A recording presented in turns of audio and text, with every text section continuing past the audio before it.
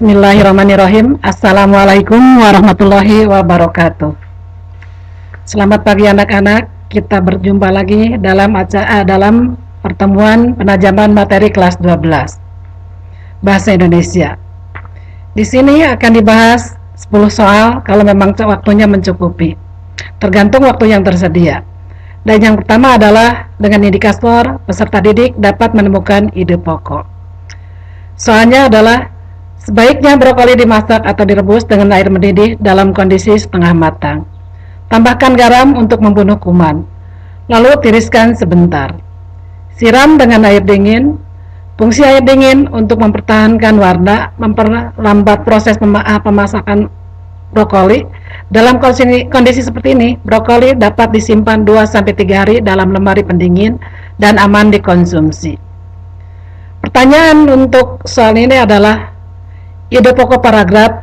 Apakah ide pokok paragraf tersebut? Yang pertama, A. Cara menyimpan brokoli. B. Fungsi garam dalam penirisan brokoli. C. Cara mempertahankan warna brokoli. D. Daya tahan brokoli. Dan E. Cara membersihkan brokoli. Silakan Anda coba pikirkan atau yang mana jawaban yang paling tepat dari 5 option ini.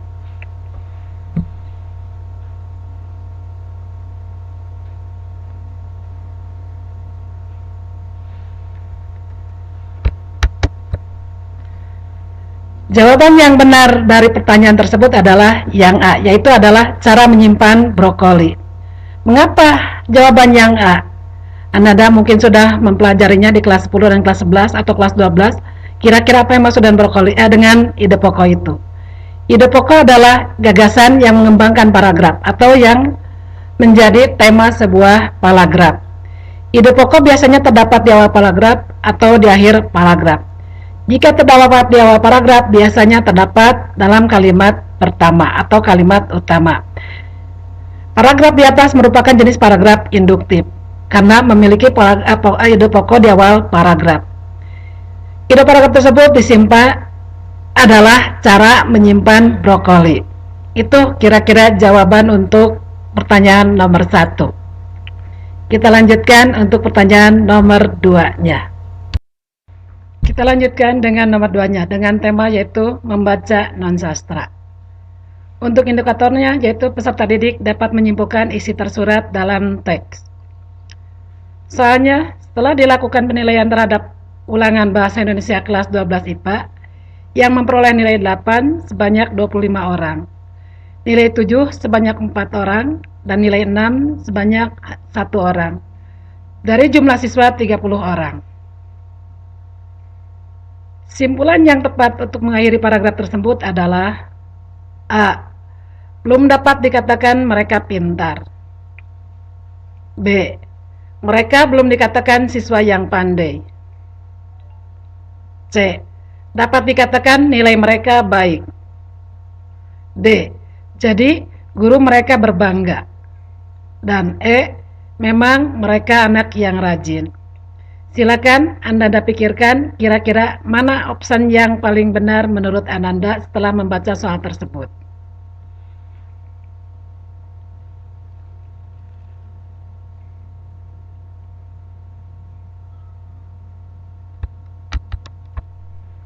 Sudah ditemukan jawabannya? Silakan samakan dengan kunci jawabannya.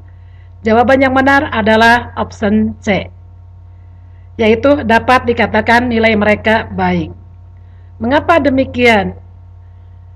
Simpulan adalah pendapat akhir yang didapatkan dari uraian yang telah disampaikan sebelumnya. Simpulan dapat diperoleh dari keseluruhan isi bacaan.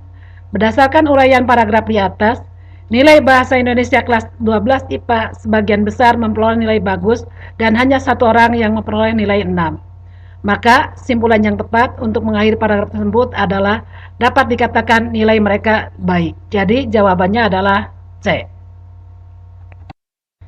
Kita lanjutkan kepada soal nomor 3, yaitu adalah membandingkan dua teks yang berbeda atau membandingkan pola penyajian kedua teks yang berbeda. Teks satunya, pagi itu hujan lebat bersyukur kota Bandar Lampung Lampung, hujan yang terjadi mulai pukul 4.30 WIB tadi membuat jalan menuju stasiun Tanjung Karang, tepatnya Jalan Raden Intan, terendam banjir. Pada malam hari, genangan air setinggi sekitar 40 cm mengakibatkan kemacetan cukup panjang. Teks 2-nya, ribuan rumah terendam banjir bandang di 3 kecamatan di Kabupaten Banggai, Provinsi Sulawesi Tengah. Para korban mengungsi ke daerah yang lebih aman. Kondisi itu terjadi pada Minggu pukul 3 WITA. Perbedaan penyajian kedua teks tersebut adalah: A. Teks 1 urutan waktu, teks 2 urutan tempat. B. Teks 1 urutan waktu, teks 2 urutan sebab akibat. C. Teks 1 urutan sebab akibat, teks 2 urutan waktu. D. Teks 1 urutan tempat dan teks 2 urutan waktu. Silakan, mana menurut Ananda jawaban yang paling tepat untuk soal yang nomor 3 ini?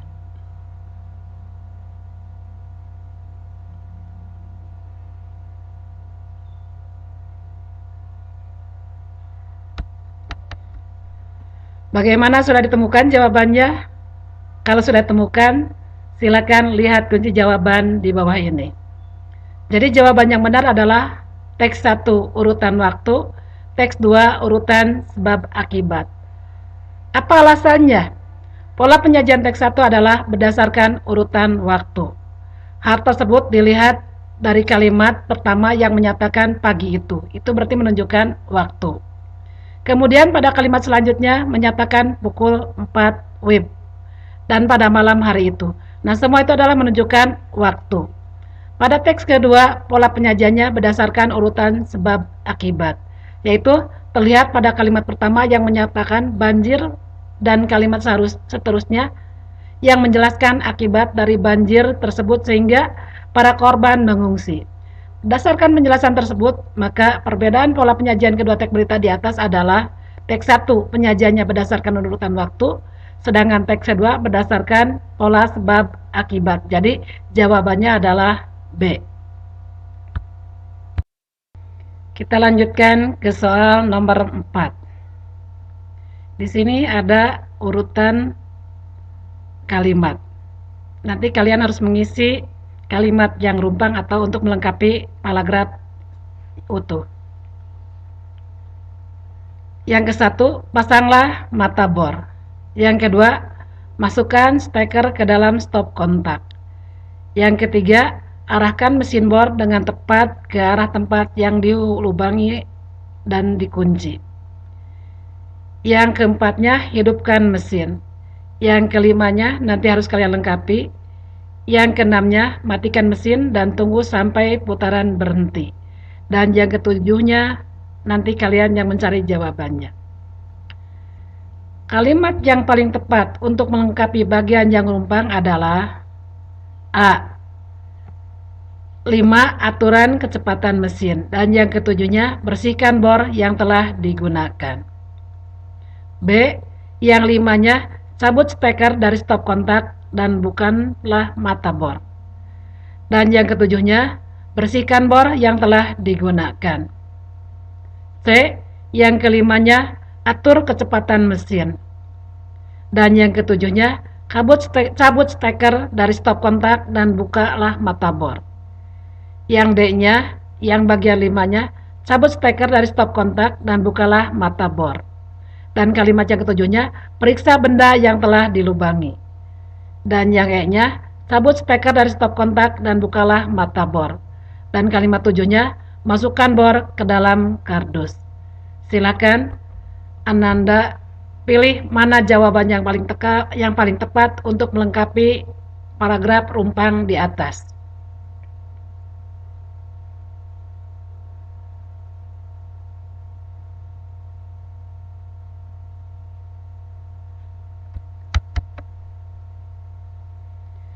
Jawaban yang paling tepat untuk melengkapi paragraf rumpang di atas adalah yang C.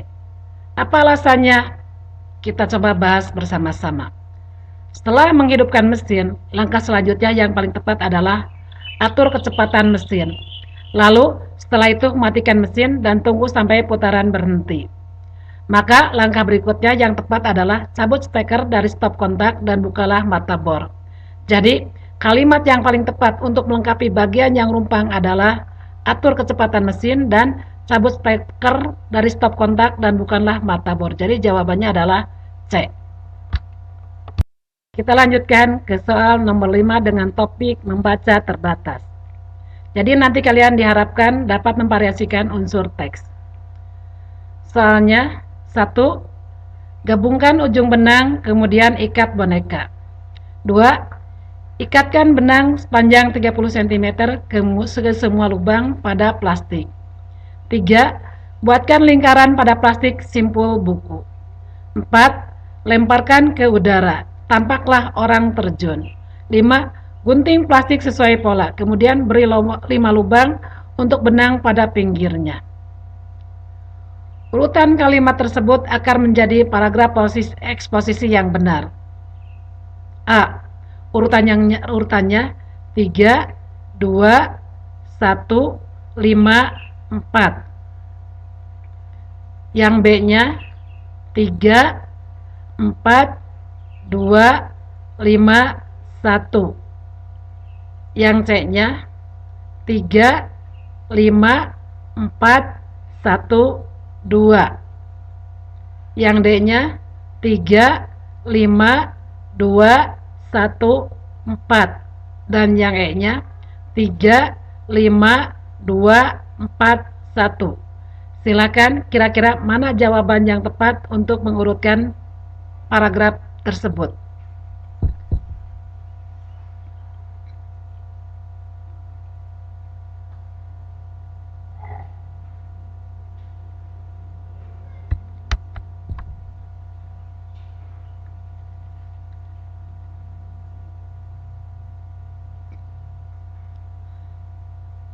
Jadi jawaban yang benar adalah yang D. Mengapa jawabannya yang D? Paragraf eksposisi adalah sebuah jenis paragraf dalam penulisannya yang isinya ditulis dengan tujuan untuk menjelaskan atau memberikan pengertian dengan singkat, akurat, dan padat. Urutan kalimat tersebut agar menjadi paragraf eksposisi yang benar adalah 3, 5, 2, 1, 4. Jika disusun secara berbentuk petunjuk, maka urutannya seperti berikut. Buatkan lingkaran pada plastik sampul buku. Gunting plastik sesuai pola, kemudian beri 5 lubang untuk benang pada pinggirnya. Ikatkan benang sepanjang 30 cm ke semua lubang pada plastik. Gabungkan ujung benang, kemudian ikat boneka. Lemparkan ke udara, tampaklah orang terjun. Jadi jawabannya adalah yang D. Kita lanjutkan ke soal nomor 6 dengan topik menyunting kata, kalimat, dan paragraf. Nanti kalian setelah mempelajari soal ini diharapkan kalian bisa menggunakan kalimat efektif atau mengidentifikasi kesalahan penggunaan kalimat efektif. Soalnya, kami turut prihatin kepada terjadinya musibah di daerah itu. Kalimat efektif hasil perbaikan kalimat tersebut yang paling tepat adalah A. Kami turut prihatin sehingga terjadinya musibah di daerah itu. B. Kami turut prihatin maka terjadinya musibah di daerah itu. C. Kami turut prihatin dari kejadiannya musibah di daerah itu. D. Kami turut prihatin supaya terjadinya musibah di daerah itu. Dan E. Kami turut prihatin atas terjadinya musibah di daerah itu.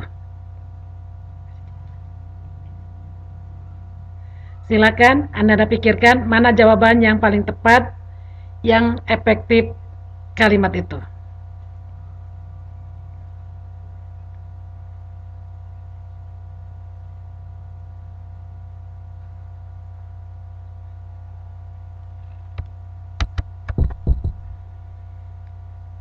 Kita samakan jawabannya. Apa pilihan kalian? Jawaban yang benar adalah E. Pembahasannya, kalimat efektif memiliki prinsip-prinsip yang harus dipenuhi, yaitu kesepadanan, kepararelan, kehematan kata, dan kecermatan. ketegasan, kepaduan, kelogisan kalimat. Jadi, kalimat efektif hasil perbaikan kalimat tersebut yang tepat adalah kami turut prihatin atas terjadinya musibah di daerah itu. Jawabannya benarnya adalah benar, yaitu adalah E.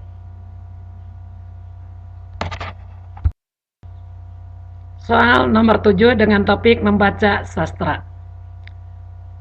Di sini disajikan sebuah puisi. Janganlah sampai kawan, kesejahteraan tinggallah angan. Keadilan hanyalah hayal, kemerdekaan kembalilah terjajah. Yang tersisa hanyalah kebodohan. Mari naik kapal kawan, jangan hanya tinggal diam. Mari bersatu ambil peranan. Buatlah perubahan. Itulah puisinya. Kata naik kapal dalam puisi tersebut melambangkan A. Melakukan perjuangan, B. Memberikan kesempatan, C. Menunjukkan ketakutan, D. Melakukan pembangunan, dan E. Memberikan kesepakatan. Silakan, menurut Ananda, mana jawaban yang paling benar dari option di bawah ini?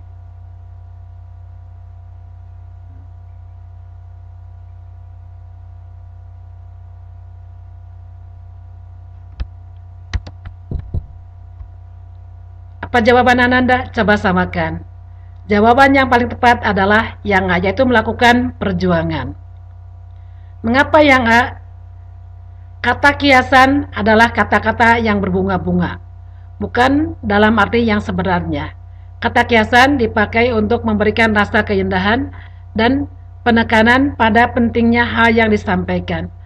Berdasarkan penjelasan tersebut, makna lambang kata naik kapal dalam puisi di atas bukanlah makna sebenarnya, melainkan lambang dari kata melakukan perjuangan.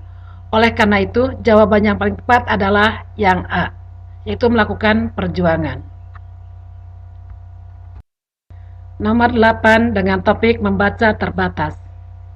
Soalnya, Sani seorang siswa baru di kelas kami. Anaknya pendiam, tepat, tetapi murah senyum. Melihat penampilan dia yang banyak diam, banyak teman mengira Sani seorang siswa yang biasa-biasa saja. Akan tetapi, pada saat ulangan dan hasilnya diumumkan, nilai Sani selalu yang tertinggi. Seperti kata peribahasa, titik-titik. Peribahasa yang sesuai dengan ilustrasi tersebut adalah A. Air yang tenang menghanyutkan. B. Memikul di bahu, memikul di kepala. C. Seperti ilmu padi, kian berisi, kian merunduk. D. Pikir itu pelita, hati air berteriak tanda tak dalam. Air susu dibalas air tuba. Silakan jawaban yang benar menurut Anda yang mana?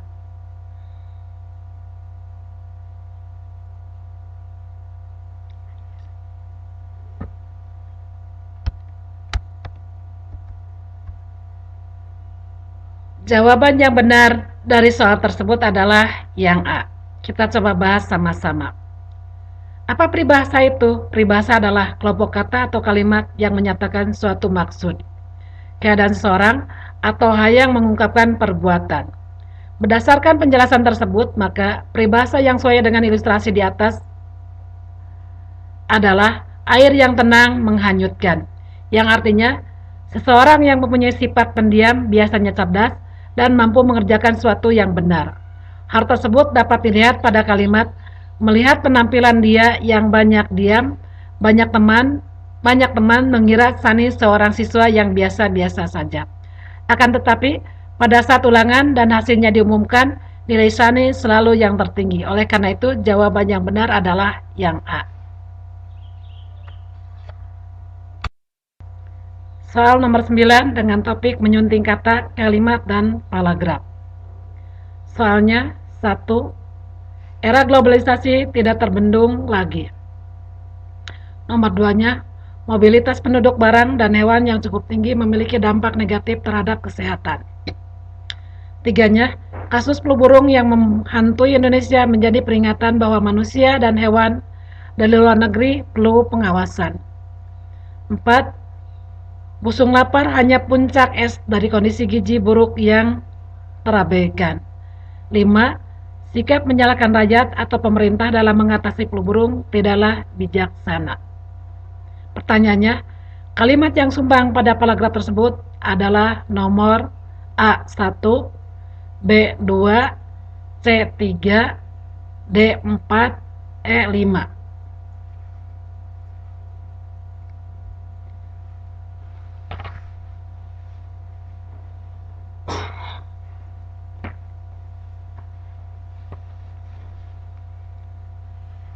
Segera dipikirkan, mana jawaban yang benar menurut Ananda?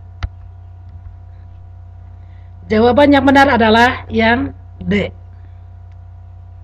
Mengapa yang D? Paragraf kedua adalah paragraf yang kalimat-kalimat tersusun secara logis dan serasi. Selain itu, antara kalimat satu dengan kalimat lainnya disambungkan dengan konjungsi yang sesuai untuk membentuk keserasian. Jadi, kalimat yang sumbang pada paragraf tersebut adalah nomor 4. Maka, paragraf tersebut menjadi era globalisasi tidak terbendung lagi. Mobilitas penduduk, barang, dan hewan yang cukup tinggi memiliki dampak negatif terhadap kesehatan. Kasus flu burung yang menghantui Indonesia menjadi peringatan bahwa manusia dan hewan dari luar negeri perlu pengawasan. Sikap menyalahkan rakyat atau pemerintah dalam mengatasi flu burung tidaklah bijaksana. Oleh karena itu, jawaban yang tepat adalah yang D. Soal nomor 10 yaitu membaca terbatas. Soalnya, Sang Memimpi adalah novel kedua dari trilogi Laskar Pelangi karya Andrea Hirata. Novel ini menceritakan kisah kehidupan di Pulau Belitung yang dililit kemiskinan. Diceritakan ada 3 remaja SMA yang bermimpi untuk melanjutkan sekolah hingga ke Prancis, menjelajah Eropa hingga ke Afrika. Pertanyaannya, kalimat yang menyatakan keunggulan untuk melengkapi teks tersebut adalah A. Akan tetapi, terlalu banyak drama yang disajikan dalam novel ini, sehingga membuat pembaca bosan dengan alur cerita yang disajikan. B. Selain itu, buku ini juga mengajarkan tentang ketidakmungkinan yang dapat diwujudkan dengan kerja keras. C. Novel yang disajikan dengan bahasa yang luas ini mampu menyihir pembaca seakan ikut merasakan kebanggaan dan kesedihan para tokohnya. D. Meskipun disebut sebagai buku kedua dari trilogi Laskar Pelangi, buku ini nyaris tidak ada hubungannya dengan Laskar Pelangi. E. Pada setiap bab, mulai awal hingga akhir, buku ini memiliki hubungan yang sangat erat, seperti mozaik kehidupan. Silakan, mana jawaban yang tepat untuk pertanyaan ke-10 ini?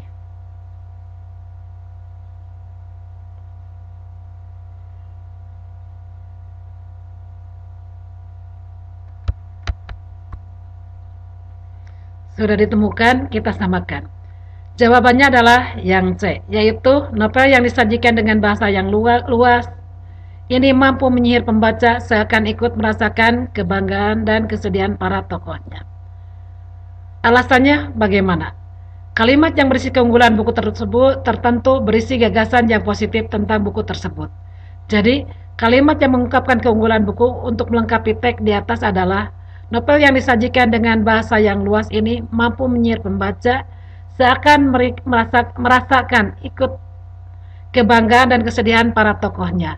Oleh karena itu, jawaban yang tepat adalah C. Alhamdulillah 10 soal telah dibahas. Silahkan Ananda buka buku penajamannya dan buka materi bahasa Indonesia dan cari soal yang serupa dengan 10 soal di atas. Kemudian bahas. Kalau memang ada yang tidak mengerti, silakan buka kolom komentarnya, silakan ajukan di sana.